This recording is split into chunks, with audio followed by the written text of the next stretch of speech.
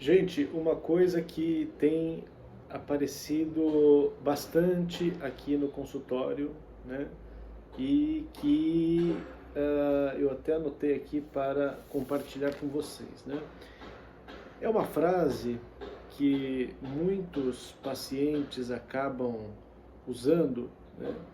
E que, ao meu ver, ela tem uma importância bastante grande quando nós estamos praticando a clínica psicanalítica e é, com a é, pretensão de fazer isso com algum rigor, né?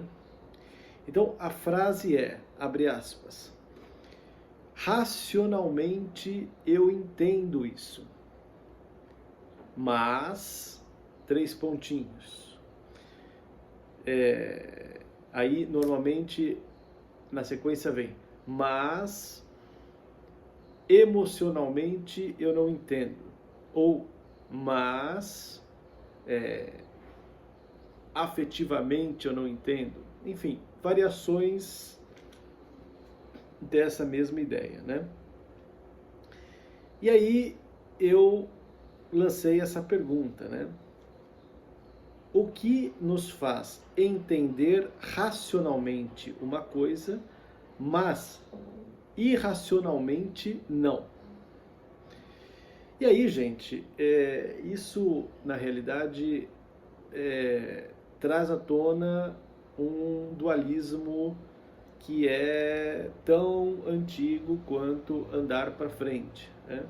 Que é o dualismo entre razão versus emoção, né? E então eu me propus aqui rapidamente, né, para os fins aqui do nosso canal, né, que é ajudar quem pratica a psicanálise a praticar um pouco melhor, ajudar quem é interessado em psicanálise se interessar um pouco mais e assim consequentemente, né? Então, como pensar, e eu coloquei essa pergunta, né? Como pensar isso desde a psicanálise, né? Ou seja, como é que pode, então, alguém entender racionalmente algo, né? E emocionalmente não entender esse mesmo algo, né?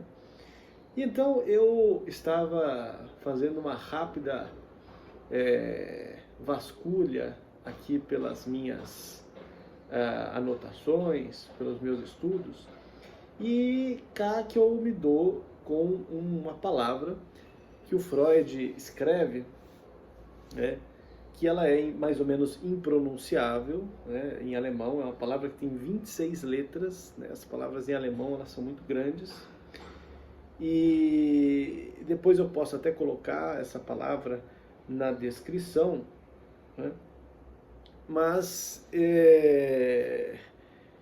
essencialmente, né, a ideia da palavra, a palavra numa tradução livre, ela seria algo como os representantes das representações, né?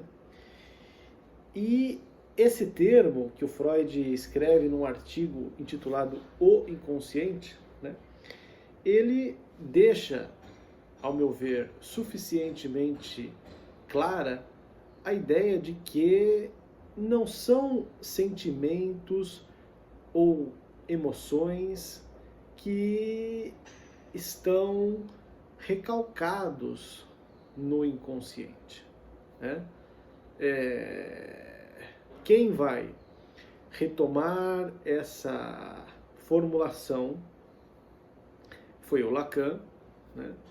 Quando este vai dizer que o inconsciente é linguagem, que o inconsciente é estruturado como linguagem. Assim sendo, ele é estruturado como uma grande cadeia de significantes que, de alguma forma, nos enlaçam com os grandes outros, né? Ou melhor, com o grande outro, com a figura estrutural do grande outro e acaba fazendo com que grande parte das nossas ações, dos nossos pensamentos, esteja, na realidade, determinados por essa relação estruturante que existe entre nós e esse grande outro, né?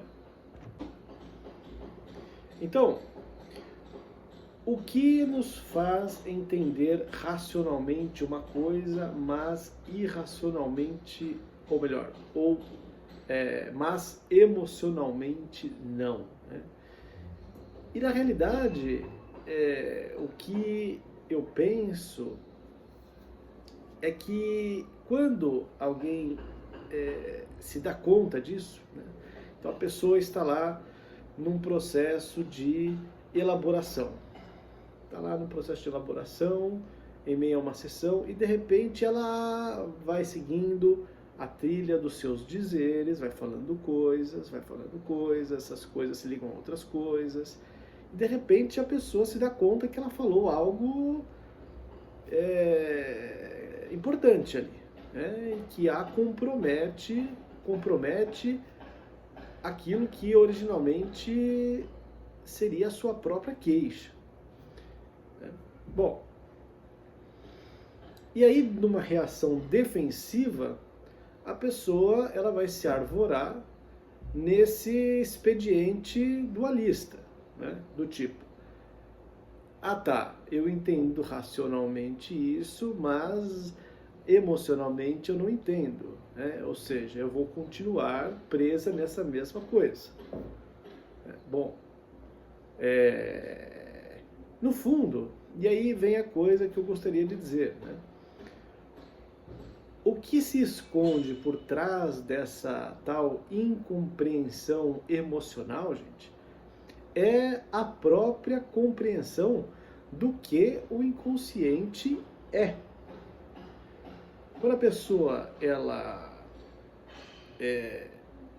diz eu não entendo emocionalmente algo, o que ela está dizendo, ao meu ver, é que ela não consegue entender exatamente como é que esta determinação, porque é disso que se trata, o inconsciente, se trata de uma determinação sobre os nossos atos, uma determinação que nos escapa, né? A pessoa não entende como é que ela saca, ela percebe a determinação, não entende direito de onde aquilo vem, mas capta rapidamente que aquilo é importante, que aquilo é forte, que aquilo é decisivo para a sua queixa, para o seu sofrimento. E então ela se defende do que ela não entende. Ela não entende, chama de emoção, o que na realidade seria algo como a verdade da coisa. É aí que está a importância. O que as pessoas chamam de o lado emocional de certa enunciado, na realidade ela está falando sobre assim, a dimensão mais verdadeira, mais espontânea, mais imediata daquela dificuldade, daquele sofrimento com o qual ela está às voltas. Então, gente, o que nos faz entender racionalmente uma coisa, mas emocionalmente não, né? Voltando à pergunta inicial. Eu responderia de uma forma objetiva, mais ou menos objetiva, da seguinte maneira, né? É claro que essa minha resposta, ela requer que você, no caso, que está vendo isso, tenha algum percurso com a psicanálise, ou como paciente ou como analista, para pegar isso que eu estou dizendo, né? Mas eu vou dar fazer uma analogia para ilustrar o meu ponto. Quando uma criança está no processo de aprender a andar, em um dado momento, ela começa lá engatinhando, depois ela começa a ficar sobre 2 pés, se escorando nas coisas, andando de mãos dadas, e tem um certo momento em que ela consegue efetivamente ficar de pé sozinha, andar sozinha, e quando ela se dá conta que ela está de pé sozinha e andando sozinha, a reação mais comum que ocorre é ela pedir ajuda ou sentar caindo no chão. Ou seja, ela própria não se deu conta de que ela sabe andar, que ela consegue ficar de pé. Quando ela percebe que ela consegue andar e consegue ficar de pé, ela cai.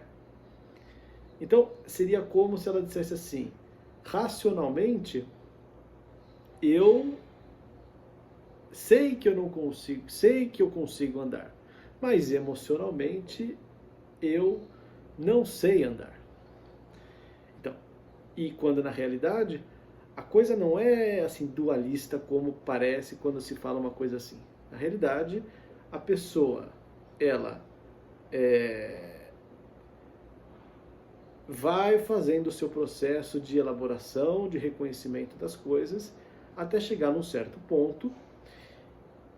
Esse ponto, só que aí a pessoa ela quer entender de uma forma racional algo que não é para se entender racionalmente, né? Mas na realidade é uma transformação que é muito similar à transformação que ocorre quando uma criança está desde o estágio 0 do seu desenvolvimento não sabendo andar até o momento em que ela está conseguindo andar. Bom, gente, isso é um assunto bem complexo, mas eu quis fazer esse vídeo aqui para compartilhar com vocês uma coisa que certamente aí vocês já devem ter se deparado nos consultórios de vocês, né?